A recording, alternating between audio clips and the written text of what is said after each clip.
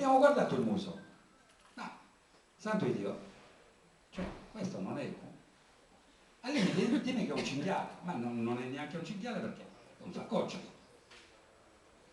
Cioè, questi animali non esistono in Europa, ma sono talmente riprodotti in modo così perfetto da non poter contestare il fatto che li abbia ripresi qualcuno che li ha visti da vicino. Ma ce ne sono, io ho citato solo alcuni, però sono animali alieni, cioè animali che non erano nel Mediterraneo. Quindi questi a Zimbabwe ci sono stati come? Questi sono animali di quella zona, della savana, della zona del Zimbabwe e non solo. Guardate questo.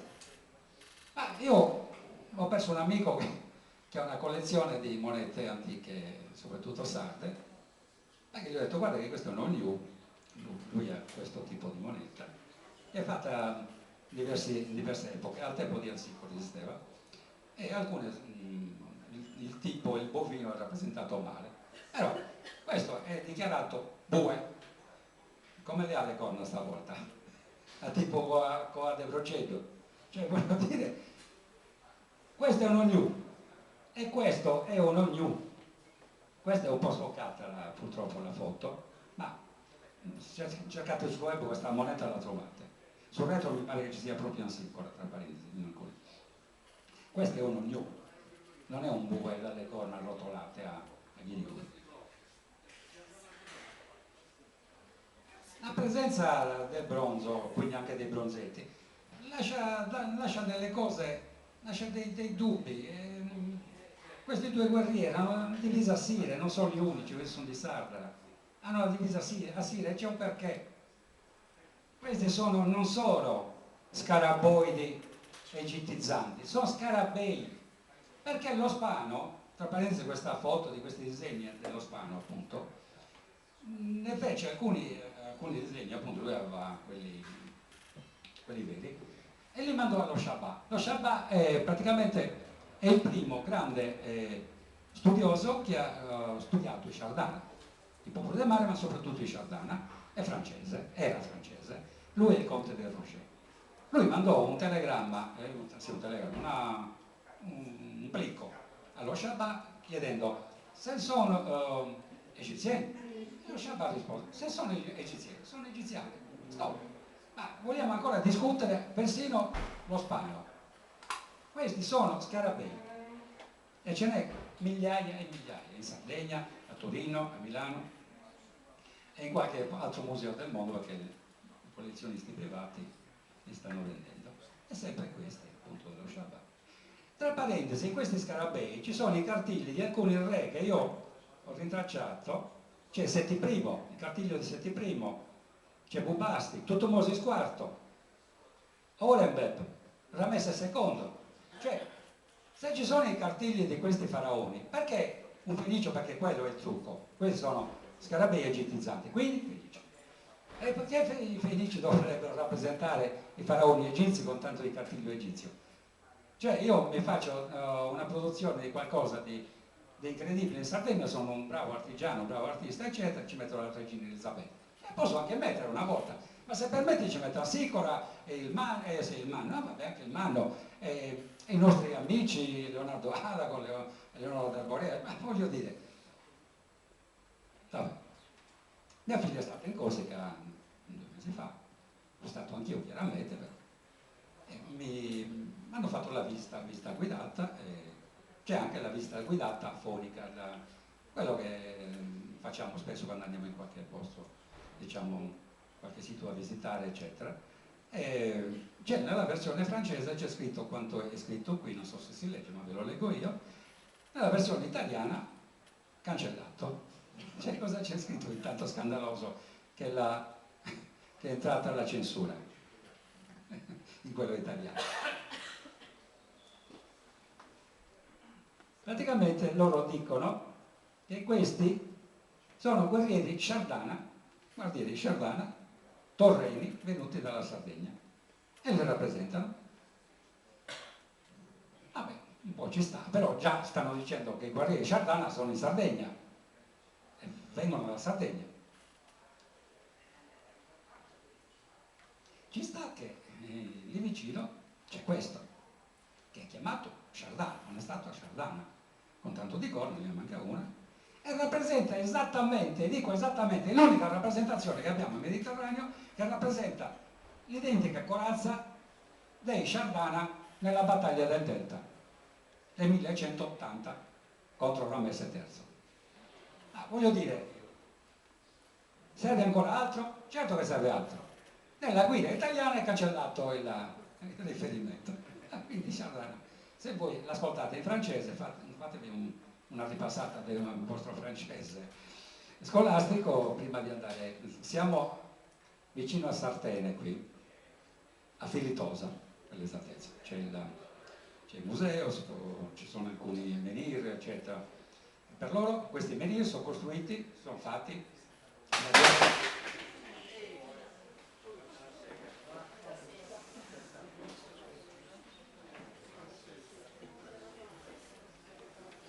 male qualcuno. Tutto a posto, sì.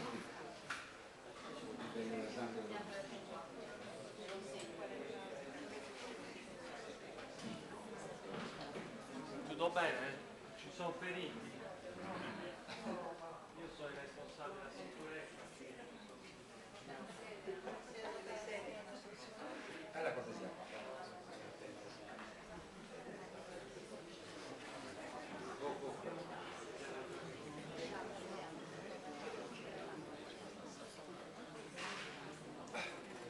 Possiamo riprendere, sì.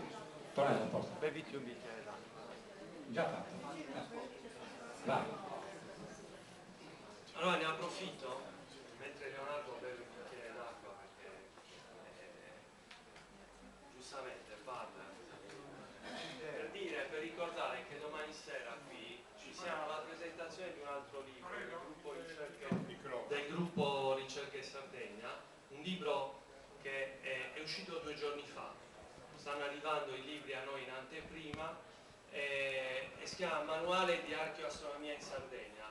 L'archeoastronomia è una materia nuova praticamente, soprattutto in Sardegna, mentre nel resto del mondo è molto trattata e probabilmente i principali siti sono siti quelli più visitati come Stonehenge o Newgrange, sono siti importanti per gli aspetti archeoastronomici. Qui in Sardegna diversi studiosi stanno trattando questa materia e portando a ribalta diversi aspetti, quali fenomeni della luce all'interno dei nuraghi o altri aspetti, di cui chi verrà domani sera sentirà parlare, quindi siete tutti invitati a venire. Grazie. Alle 17. Alle 17. Grazie Antonio. Andiamo avanti. Ci siamo, sì. Quindi dicevo, i corsi sono svegli. Devo aggiungere, i francesi, i corsi non sono francesi, dicono loro, ma vedete, anche i francesi in genere sono svegli. Io l'unica traduzione all'estero l'ho fatta in Francia, tra parentesi. Ma si è raccomandato? No, è che magari sono più sensibili, lui non riusciva. Sì. Andiamo avanti. Allora, stato raffigurante guerriero egizio, io non ne parlerei neanche perché, anche se nel 2005 fui protagonista di una campagna insieme a un grande editore il cui giornale oggi non c'è più, sto parlando di Grauso e del giornale di Sardegna, una campagna martellante per queste statue che erano in questi magazzini e che fortunatamente allora il governatore, che era solo, riuscì a proporre per il restauro con 1.350.000 euro di contributi a Sassari e alle Punti. Quindi non staremo a parlare di questo oggi, però volevo accennare una cosa: se guardate bene le statue, alcune di loro, quasi tutte, hanno un gonnellino che finisce a punta. Dice, dov'è la novità? Questo gonnellino a punta ha un riferimento. Io ho una foto, l'ho levata per metterci quest'altro, però sono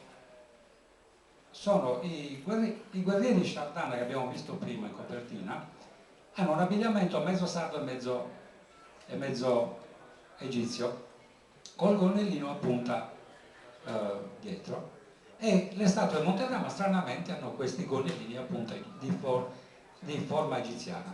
Non è importante, però volevo mettere in evidenza questa cosa perché quando io e non solo, eravamo 2 o 3 allora che facevamo queste campagne, un giornalista e un politico anche c'era di mezzo. Io dicevo, guardate che questi guerrieri sono guerrieri Sardana, poi questa cosa l'ha ripresa la TV spagnola, in Italia non se ne parla proprio, sono guerrieri Sardana del XIII secolo, eccetera, ma no, erano sotto negli scantinati, fuori c'era un busto, una mano e una testa esposta, non è vero, erano tutti esposti, vabbè. Fortunatamente il sovrintendente del centro restauri di Ripunti, Nicosia, così si chiama, Francesco Nicosia, parlò, è incredibile, cioè un sovrintendente che parla, ma non è che parla per dire le solite cose che queste sono fenicie o cartaginesi. Lui disse, ho fatto un estratto, quanti erano? Non lo so, ma chissà quanti sono andati perduti, e qui siamo. Chissà perché il tutto era accatastato nel Museo di Cagliari. Non parla di magazzini, ma parla di accatastamento, quindi di magazzini di Cagliari. Quindi sta confermando già questo. Nomi non ne faccio, ma li aveva in mente. Ma qualcuno non capì l'importanza dei colossi, questo è vero, perché la maggior parte dei miei amici archeologi della sovrintendenza fece le visite, quando qualcuno disse ma qui sono adirati i nostri dei, è imbarazzante farvi vedere gli studiosi, lo disse Babele Lio, che io stimavo e stimo ancora, perché fra i tanti forse è più onesto probabilmente, ma lui stesso disse è imbarazzante farli vedere agli studiosi, ma dicono siamo pazzi. Qualche frammento indistinguibile fu esposto al Museo di Cagliari senza spiegare di che si trattava, e questo è vero. Bruno Vacca mi raccontò che con un amico archeologo tedesco, visitando il museo, gli disse guarda questo guerriero, il suo amico tedesco. E dice che guerriero? Quello è un modellino di un aghi, chissà cos'era, il busto. No, quello era un busto di un guerriero. E Bruno me lo racconta ancora questa cosa, vero? Ah, ecco, scusate. Il microfono. Sì. Stavo dicendo che Ramesse, alla battaglia di Kadesh, nella sua adunanza dei guerrieri e dei consiglieri vari, ha come persone più vicine la sua guardia del corpo, vedete che sono 10 guerrieri circa, di cui 3 egiziani e 2 Sciardana. Ma anche gli Sciardana, che sono i più vicini in assoluto, pur avendo la spada a cuneo, tipica di quelle dei santo eroici, e lo scudo rotondo, li vediamo qui in particolare. Hanno il gollenino di foggia egizia a punta, come le statue di Montebrama, come abbiamo fatto vedere prima. Quindi c'è un legame con le statue di Montebrama o viceversa. In Egitto i legami sono tanti, perché in Egitto i legami sono moltissimi.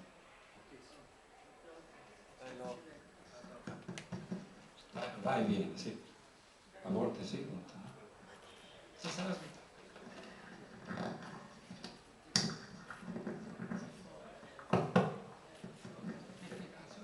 Vabbè, ok. Allora io cito questa nave di cui ho parlato anni fa con il mio amico comandante Piso, ci abbiamo scritto anche un libro insieme.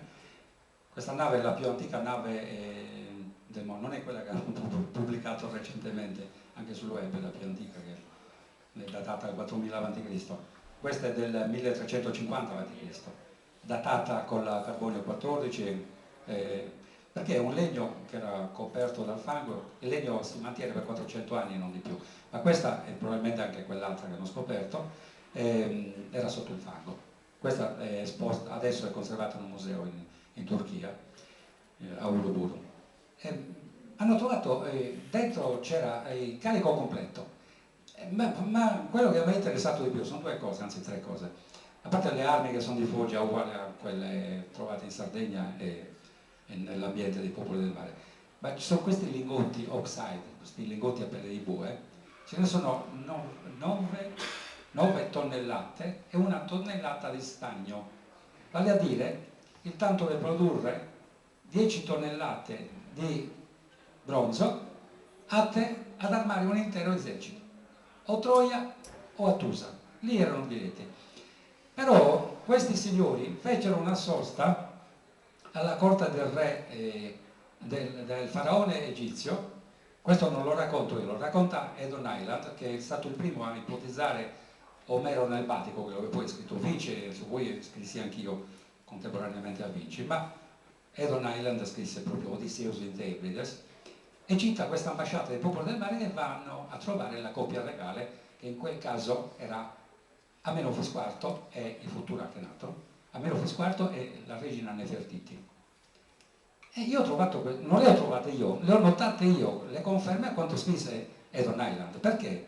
Perché a bordo di questa nave c'era un sigillo reale, il sigillo di Nefertiti.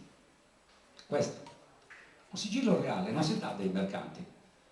Un sigillo reale si dà o a un altro re o agli ambasciatori di quel re. Quindi l'ambasciata dei popoli del mare citata da Edon Island è vera, perché il sigillo di Nefertiti lo conferma, ma ci sono altre conferme importanti, perché in Egitto, eccola qua Nefertiti e il suo sigillo, ma in Egitto gli oxide li ritroviamo in un sacco di rappresentazioni, di tombe.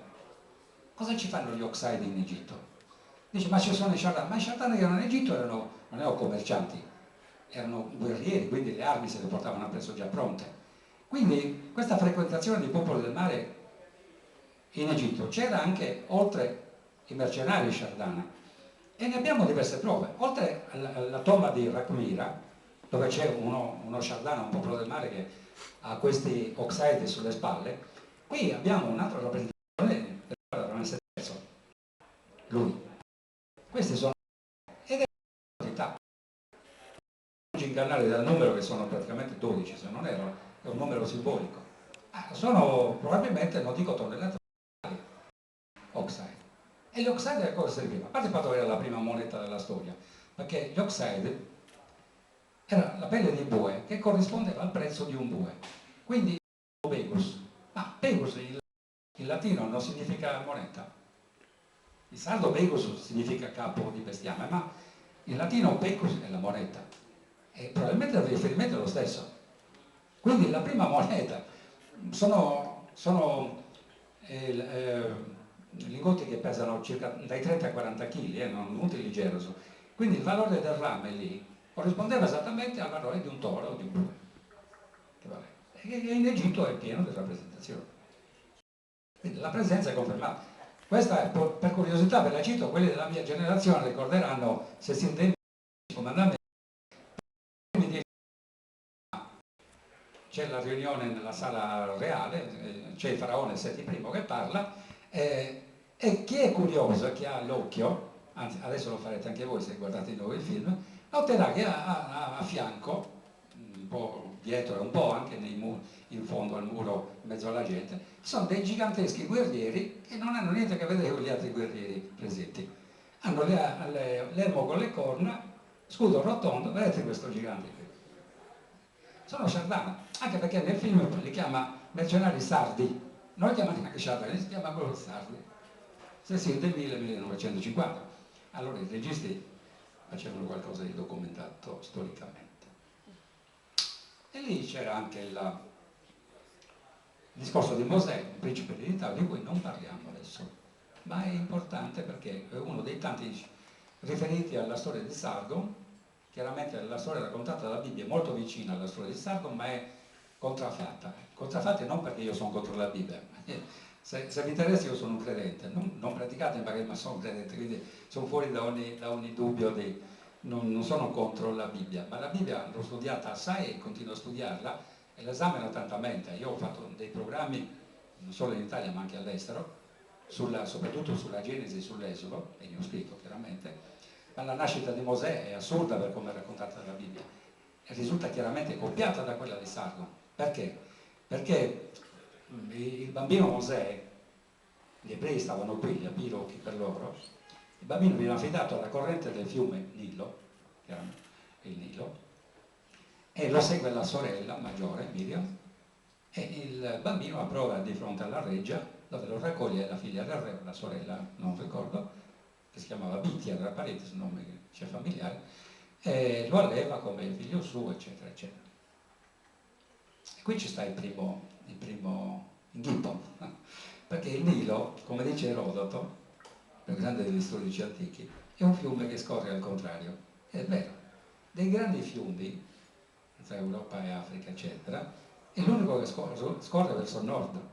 Se la mamma del bambino Mosè, che poi ha un nome egiziano, avesse messo il bambino nel Nilo, sarebbe andato nel Mediterraneo. Il Nilo, controcorrente, è difficile anche per una barca, infatti le barche a vela lì vicino al delta non ci navigano, sono molto più a sud, e non ce l'avrebbe mai fatta. Ma oltretutto la reggia, è probabile che fosse a Tebe in quel momento, col Seti I, era l'inizio della XIX dinastia, fondata da Oreb. È probabile che la reggia fosse a Tebe nuovamente, perché Akhenaton era stata distrutta dai ribelli da Oreb e gli egiziani arrabbiati, e quindi Akhenaton morto, eccetera. Quindi Tebe da qui è distante 850 km, con Cassuso, nel Nilo. Io l'ho visto il Nilo, e ci vuole un rimorchiatore quelli grossi per risalirlo. E questa è una delle cose assurde della nascita di Mosè. Ma la cosa più assurda ancora è il fatto che, essendo io sardo, conosco bene la vegetazione sia della Sardegna ma anche di quella zona, è che il cesto, dice la Bibbia, fu come si dice, ricoperto di bitume per galleggiare. Ma non mi do tanto ascolto. In Sardegna era stato un grande navigatore, il primo navigatore in solitario, Sir Tor Heyerdahl, per studiare i fassoni di Santa Giusta, perché lui ha fatto il giro del mondo in barca con un fassone grande, studiando il giunco egizio e il giunco di Santa Giusta. Perché? Perché il giunco egizio e quello di Santa Giusta galleggiano, ma quello mesopotamico si imprende ad acqua e affonda, e quindi va bagnato, come si dice, non mi viene adesso la parola, comunque bagnato, ricoperto di bitume per galleggiare, in Mesopotamia però, non in Egitto. Quindi se questo racconto dice che è stato bagnato, non è il racconto di Mosè, è il racconto di Sargon di Akkad. E ce n'è anche, però basterebbero queste due cose.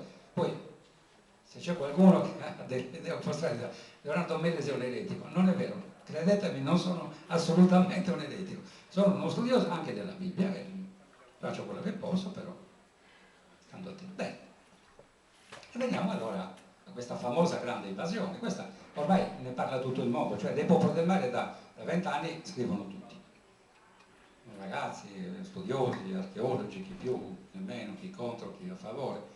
Vediamo di capire questo tragitto che fece questa grande invasione. Intanto non era un'invasione tipo quella che ci scrivono della caduta dell'impero romano, dei barbari, degli Unni che viaggiavano con le famiglie. È vero che c'è una rappresentazione a Medina Tabo dove si vede dei carri filistei che raccolgono dei bambini caduti, quindi la famiglia ipoteticamente, ma quello era un gruppo dell'invasione, erano probabilmente le masserie che venivano via terra. La flotta aveva un altro tragitto. Allora, come si svolge? Viene da Oriente, la prima tappa è l'Egeo. Cito le più importanti: Tirinto e Micene. Vengono le rocche di Tirinto, non le città, le rocche di Tirinto e Micene vengono rase al suolo, deposti il re, e gli Acaiasa, cioè i popoli del mare che vivevano in Grecia, si uniscono ai popoli del mare e vanno via con loro. La Grecia rimane disabitata, scientifico questo, no? Non è roba mia, al 5% della popolazione. Quindi gli Acaiasa vanno via. Perché? Perché sono popoli del mare. Non hanno devastato, i popoli del mare non hanno devastato la loro terra, hanno devastato la rocca dei vari Agamennoni, a chi ne sa qualcosa, che non li può dire, e vanno dove? Verso Troia. Ma la storia di Troia la conosciamo bene. Troia scientificamente è datata al 1200, lì non è una mia proposta, una mia teoria. 1200 a.C. Distruzione non di Troia, del castello, della rocca di Priamo, o chi per lui.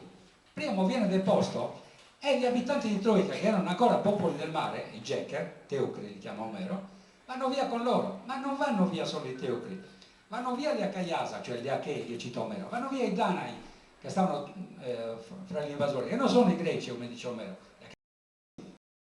ma i Denen, che io pensavo fossero i Shardana, sono i Denen del nord, che sono citati anche dagli egizi, ma sono citati insieme ai Shardana del popolo, sono i Tuatha De Danann, quelli del nord, i Denen. Tant'è vero che i racconti, perché Felice Vinci Island fanno questi racconti della Iliade o Odissea ambientata in Baltico? Perché i racconti dell'Iliade, se ve la leggete, sono ambientati nel nord, nel mare del nord. Il biondo Achille, il biondo Agamennone, il biondo Menelao, Mantelli, Brumoso, o un acheo che vuole sulla spiaggia ubriaco, vuole di freddo. Ah no, via, ma stiamo scherzando. Quindi, e fugge soprattutto un personaggio che ci è stato raccontato purtroppo da uno scrittore che ha scritto su commissione, un certo, faccio il cognome, si chiama, no, il nome è solo, Virgilio, che lo chiama Troiano, ma stiamo parlando di Enea, ma Enea non era affatto troiano, era il genero di Priamo, era un Dardano. E chi erano i Dardani? I Dardani sì che erano Sciardana, ma non Sciardana della Sardegna, Sciardana che abitavano, dice Plutarco e Simone di Liceo, le isole di fronte ai Dardanelli, Lemno, Imbro, Samo, eccetera. Abitavano lì. Erano i Dardani di Enea. Vedremo che Enea ha ragione a non essere troiano. E cosa fanno? Fuggono? Non fuggono. Vanno via da Troia e andranno verso Attusa, stesso discorso. Attusa, stesso discorso. Ma gli Ittiti? Sì, gli Ittiti erano popolo del mare, ormai è certo, anche se gli Ittiti sono stati riscoperti a fine del 1800 perché cancellati dalla storia, e che invece la Bibbia cita, comunque li chiama Etei. Gli Ittiti erano un popolo del mare. Viene rasa al suolo la rocca di Attusa, che risulta ancora oggi incendiata, si vede, la stiamo studiando, quindi anche Attusa stesso discorso, Attusil o Muatali, non so chi per loro, qual era il nome, vengono uccisi, fatti fuori e gli Ittiti andranno via con i popoli del mare. Tant'è vero che troviamo gli Ittiti alla corte di Davide. Il generale di Davide, che era il marito di Bersabea, era un eteo, Uria, era un Ittita, per fare un esempio. Vanno dove? Vanno verso le coste di Canaan, ma hanno in mente ben altro, non hanno in mente Canaan. Sì, conquisteranno le rocche di Tiro, Sidone, eccetera. Tant'è vero che Tiro viene restaurata, quasi rifondata nel 1050 a.C., quindi viene rifondata, e alcuni si insediano lì e proseguono comunque verso dove? Verso l'Egitto. E nel frattempo la flotta, ecco perché i Sciardana della Sardegna non sono alla guerra di Troia, come io avevo ipotizzato inizialmente, non ci sono. Ma perché non ci sono? Perché sono qui. Sono a bordo delle navi, attaccano Ugarit, distruggono Ugarit in un giorno, in un mezzogiorno senza il sole. Abbiamo la data, il mese, il giorno, l'anno, l'ora, perché c'era un'eclissi datata scientificamente. Poi proseguono, probabilmente con loro ci sono i Pelezet e alcuni Jekker e Vasascia sicuramente. I Pelezet alcuni faranno sosta qui, proseguono via terra, li abbiamo rappresentati a Benetabu, e attaccano l'esercito del faraone. Ramesse III, sapete che si vantò, Medinet se ci andate sui muri, già all'ingresso c'è rappresentata la distruzione dei popoli del mare, barche rovesciate, lui che 7 frecce lunghe 20 metri, tutte queste cose, però non andò così, andò come andò al nonno a Kadesh. A Kadesh, mi dispiace ma non vinse Ramesse II, fu un pareggio al massimo contro le Ittiti, e così è qui. Perché è qui? Perché lui stesso dice, scrive, fa scrivere nel Papiro Harris che io pacificai il mondo, io diedi alle donne d'Egitto il modo di andare tranquille per la strada senza che nessuno le molesti, e io diedi ai mercenari Sciardana e Jekker di dormire sulla schiena nelle città che io gli ho regalato. Ma come? Hai detto che li hai massacrati tutti, dal primo all'ultimo, li hai distrutti? No, non è andata così. E com'è andata? È andata in un modo più semplice. L'attacco c'è stato. Sicuramente fra le fila, anzi, è chiaro che scientificamente fra le fila dell'esercito egizio c'erano i mercenari Sciardana, oltre che la guardia del faraone, sempre Chardin, che hanno visto anche Chardin e altri popoli del mare, conoscevano, cosa siete pazzi? State attaccando l'Egitto. Sì, stai tranquillo, abbiamo appena distrutto i vostri più pericolosi avversari, i Titi, Troia, Micene, insomma tutta quella roba lì. Quindi aspetta che torna con Sumeri, Ramesse a un certo punto cosa ha dovuto fare? Per tenersi il regno, si è tenuto, Ramesse ha dovuto rinunciare alle province dell'impero. L'Egitto non avrà più un impero. E l'impero cosa comprendeva? La Siria, la Palestina, il Sinai, tutte quelle zone. Noi non vedremo più un egiziano in Palestina se non gli ex mercenari al soldo di Ramesse III. E uno di questi mercenari è un sardo, Sisara, che è quello di cui parla la Bibbia, dove la tribù di Dan non interviene nella battaglia. Comunque Sisara con 5.000 guerrieri e 900 carri ferrati. Vedete che Achille, questo è Achille ai funerali di Patroclo, guardate l'elmo, questo è un rosetto sardo chiaramente. Achille è sempre rappresentato con l'elmo con le corna. Dice, ma dov'è la novità? In quel periodo c'era un popolo che indossava l'elmo con le corna, loro, i Chardin, perché ognuno dei popoli del mare ha una divisa ben precisa, li vediamo rappresentati in Egitto e altrove.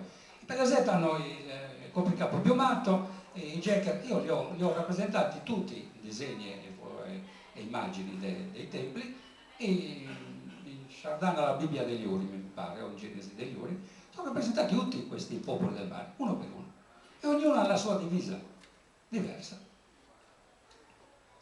Ma l'invasione dei popoli del mare, Chardin, non c'erano gli amici nostri, concittadini, compaesani, ci dicono, i Chardin non c'erano, cioè i Chardin, quelli dei bronzetti, non c'erano, cioè i sardi non c'erano, vogliono dire, perché le navi dei popoli del mare nel delta hanno la protome a becco di anatra, è vero, infatti. Peccato che qualcuno ha trovato